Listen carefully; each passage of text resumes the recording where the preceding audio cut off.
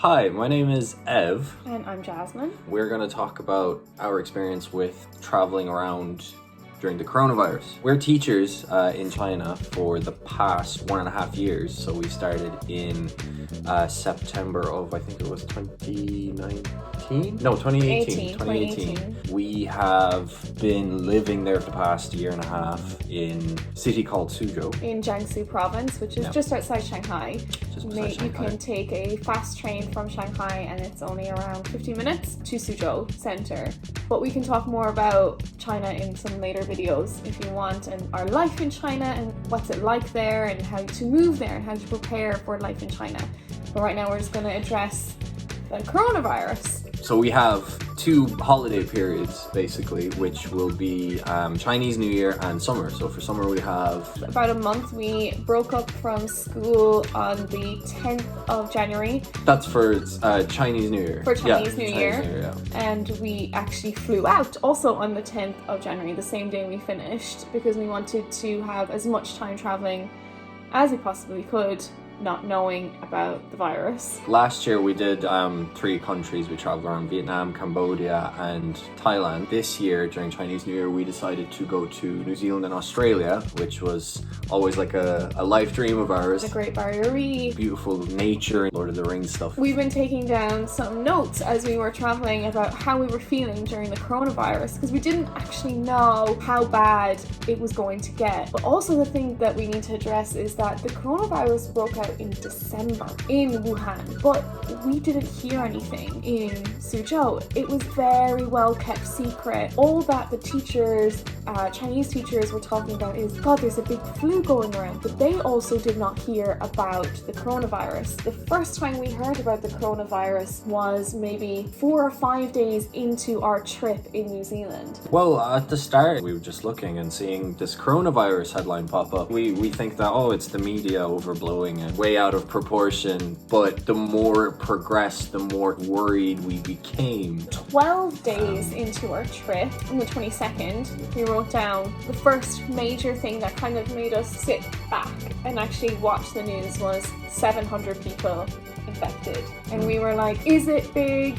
Is that a big number considering the thousands of people, more than thousands of people that live in Wuhan? It can't be that bad. However, the news portrayed it to be really big. So it made us take a step back and actually keep an eye on what was going on. On the 26th of February, night time, so that's 4 days later, we got an announcement from the school that we work in. School announces that they will not reopen. So that was only 16 days after leaving, 2 weeks after leaving. The school will not reopen on the 6th of February. It will reopen on the 17th of February. So that's a week later. But at this stage, people were unsure, and including us, on what we should do. Like, how should we proceed? Is it even safe to return?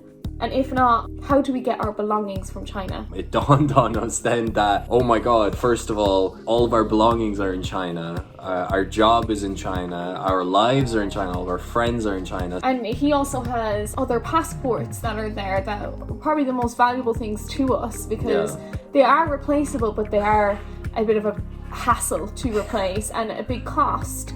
Also, we'll explain in later videos how much documents cost to actually get to China, and they're very expensive and really hard to organize. And also the most important thing, which is I actually left my Xbox One in China, and I am proper devastated. Yeah, I don't think I'm devastated about that as much as he is. On the 26th, on the same day we found out school was being pushed, was also friends booked immediate flights out of China the same day. And that's what worried us, because our friends they've been there for years, they absolutely love it. They don't have plans to ever leave, but they had to leave immediately. Like, they only went on holiday for a week because they just love China, they didn't want to leave. But then they had to leave on the 26th over fears of lockdown. Also, they ran out on the 26th, no face masks. So again, that is only, 16 days after Chinese New Year schools broke up. 16 days after that, they ran out of hand sanitizers, face masks, N95 face masks, really important, just sold out.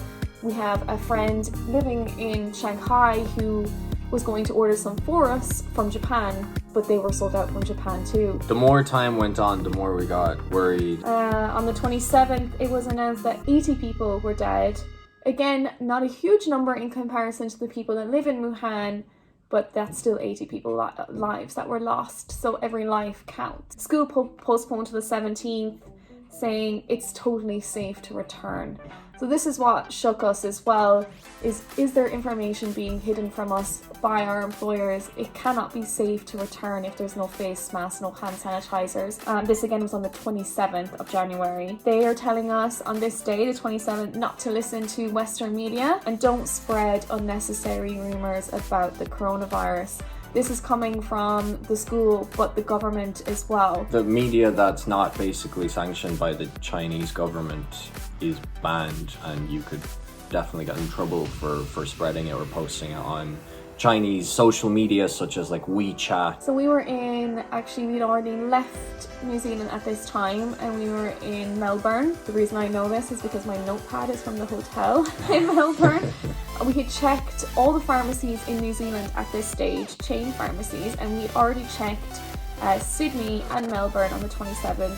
They were also sold out of face masks.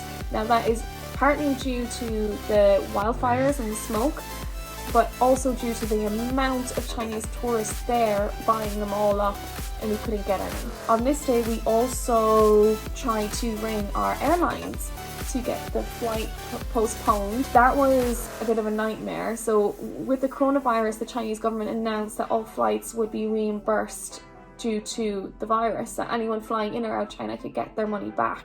However, this was not actually relayed to the company we booked our flights through, which was Trip.com. And we paid over 400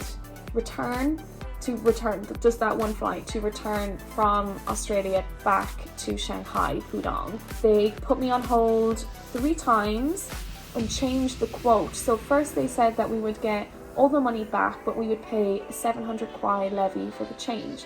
Now that isn't bad considering how much you paid for the flight. That's 800 between the two of us, so £70 isn't a lot of money to pay, or 75 in the difference. But then I got an email 3 hours later actually wanting us to pay the difference of the flight. Now the difference of the flight was 16,000 kwai. 16,000 kwai would be around 1,800 euro, which was ridiculous because when we looked it up, only 200. They were charging us way more than the flight initially cost. Also, kwai is also RMB. It's the Chinese currency, yuan. That was an ordeal. I spent 7 days on the phone, on hold. That was awful. At our age, by the way, I'm 25 and he just turned 24. At our age, that money is a lot of money to us, especially when you're traveling around such expensive countries that you've saved up so long to be there for. It was a big strain, and we spent 2 hours on hold. Also, don't have a SIM card for those countries, so you're asking the hotel every day, can I borrow your hotel phone for 2 hours on hold? 2 hours talking to them for 7 days. By the end of the week, they knew who you were, and just oh, you want to ring the company? It's please. And getting the looks so when did you leave China? Do you have the coronavirus? Oh, you work in China. We were totally safe to be around because we left an unaffected area before it was affected. We left Suzhou, I think it was on the 10th of January, before the outbreak had spread. There might have been cases in Wuhan, but it was before it spread outside of Wuhan. So on the 28th in the morning, we found out that there was 83 people dead, but over 2,700 infected. 50% of those in Wuhan and 50% outside of Wuhan. Out of those 50%, 95 had died. So out of the 50% in Wuhan, 95% of that 50 had died. The way they phrase things, you need to listen and write it down and work it out for yourself because they're very clever.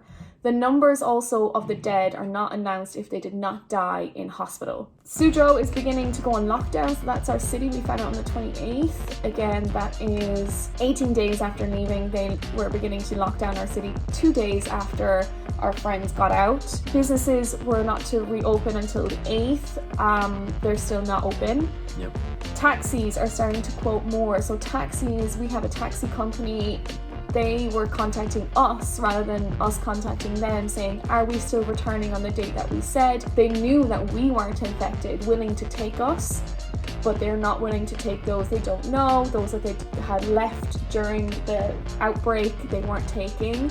Again, are you going to take the risk going back to China to get in a taxi? That's another risk that you have to think about. They had blocked roads, so you need now, as of today, yesterday, you need a green code to enter the city. They're making it harder and harder for the disease to spread, for people to spread the disease. So they're trying to lock down roads. They're trying to make sure that supermarkets are only open for a certain amount of time in a day, and you make sure everybody's wearing masks. If you can't wear a mask or pass a temperature check, then Go into your own building. you can't go into your own building or your own little area of the city. Also at 2 p.m. that same day, it jumped from 83 dead to 106, and from 2,700 infected to 4,000 infected. And countries started adjusting their travel restrictions for China that day, the 28th. So for us, since we found out, that was 18 days, but it definitely happened before that.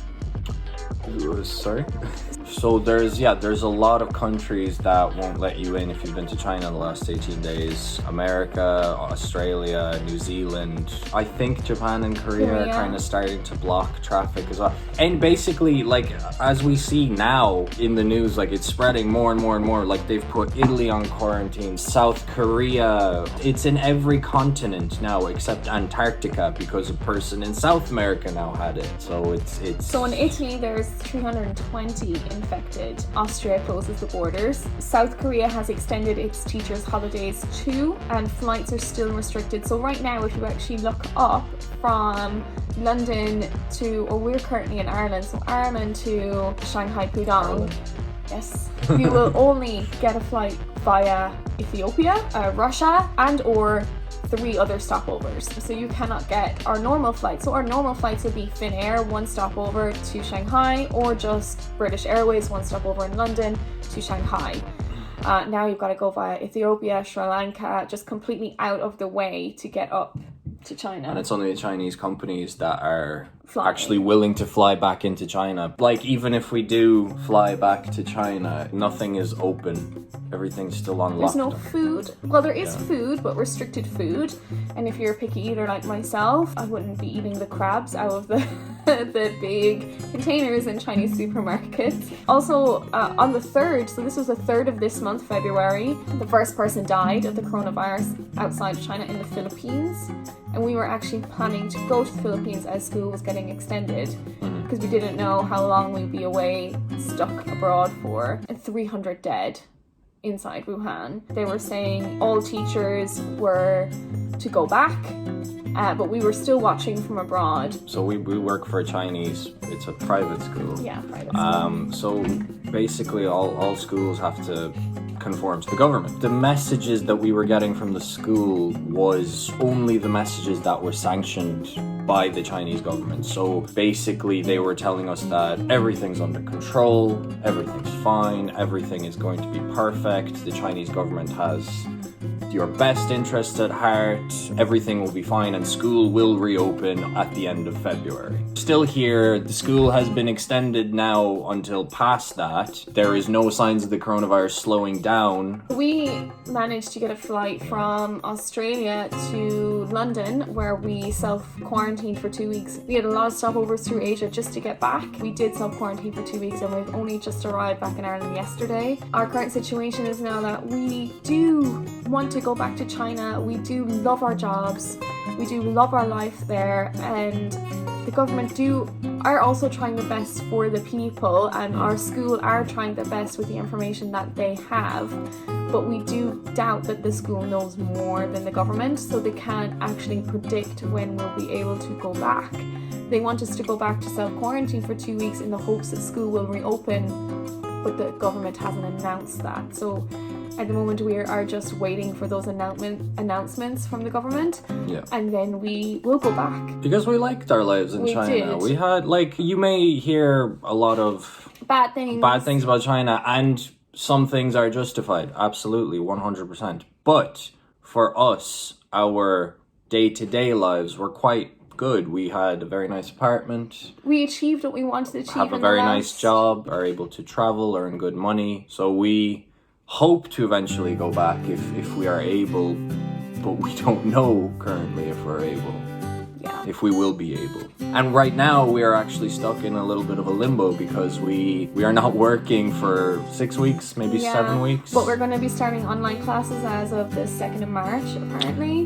We still don't know though what that means. Nobody from the school has explained that to us. Actually have our materials. Now he has been actually sending out work for the past 2 weeks to his students. Like homework and stuff to keep them, going, because they are still locked in their little apartments. And you have to also think about the people that are stuck there. Our Chinese friends, our Chinese co-teachers, they are stuck there. They are running out of necessities, and they don't want to leave their apartments, and they're all scared. They're scared. We have seen videos of our city, and our city, it's one of the most populated cities, and it's a tier 1 city. It's more than, I think, 10 million people, and you see videos of empty. Of the main part of the center part, and it's just a ghost town. It's a ghost town. China in general, never mind even our city, like China in general, it's known for just being crammed. It's just not like that at the moment. So this update is from the 29th of January. The coronavirus has now infected more people than SARS, so at the time it hadn't surpassed SARS yet. So when that happened, it was very worrying, because obviously SARS is like this infamous disease. But the fact that it had infected more people, now we were getting really, really worried. The US, Japan, and South Korea have evacuated their citizens as well. So for us being abroad, the idea of going back to China at the end of our holiday was like, why? Because other countries are evacuating their citizens and we're trying to go back? And the school was telling us, prepare to go back, everything's normal. If we go back, how do we get out again? Is it worth at least trying to get back and getting our stuff and then leaving? That was the big dilemma at that time. Obviously, we didn't go back to get our stuff. His Xbox is still there. My goddamn Xbox! We've borrowed clothes off of siblings and just, friends to get through the Irish winter since we arrived yesterday, and we'll just have to figure it out. At that time, on the 29th, a bunch of airline companies started to ban the travel to China. So companies like, for example, British Airways. Finnair. And that was also a major red flag for us when we realized that major companies are willing to sacrifice profit in the name of health and security. So we were getting more and more worried at that time. So then the school says the government wants to know where all the foreign teachers are and what is their planned return date. So the government was trying to take into account every single foreign teacher in the country and make sure that when they get back, they register and they have to put themselves under quarantine for 2 weeks. Also, they are saying that the virus cannot be spread from person to person outside of Wuhan. Now that obviously has been disproved. The school was saying this. We've seen in the news, we have seen that there were infected people and it was spreading, and obviously now we see that yes, it can be spread from person to person, and yet the school at that time was telling us that's not true, don't worry, when are you going to return? They never had a teacher or student infected when SARS broke out. That's all well and good, but we also only have one life and one job, and if something happens to us, we can't leave even if we get infected. So we have to trust that we get the right treatment, and I trust that I would have got the right treatment, but again, we don't speak Chinese, so we can't even relay how we're feeling to doctors or anything if we do get infected. And I don't think this is the worry that they took into consideration with its teachers. But I'm again just going to say that our life in China is great, and we do love our jobs and we do love our school. And when it comes to these major decisions, they forget about how foreigners are raised differently to Chinese citizens and how we think differently. That we don't just take the word of the government or the word of the media even, that we do have our own opinions and our own stresses. The most important thing is your health, your happiness, your life. Even upon arriving to the UK, they said they had all these health measures in place, like Wirral as the quarantine. They never even kind of checked our passport to see that we have visas, like permanent residency visas for China, so they didn't even check to know that we didn't leave China. They're not checking flights that have laid over in China in the past 14 days, or people that have come from China. They could have gone to Thailand for a week and then from Thailand gone on to London. they're not checking those things. They weren't. Yeah. So they're just hoping people are being real with them, whereas they should be checking everyone's passport, every page of the passport, for stamps, for visas.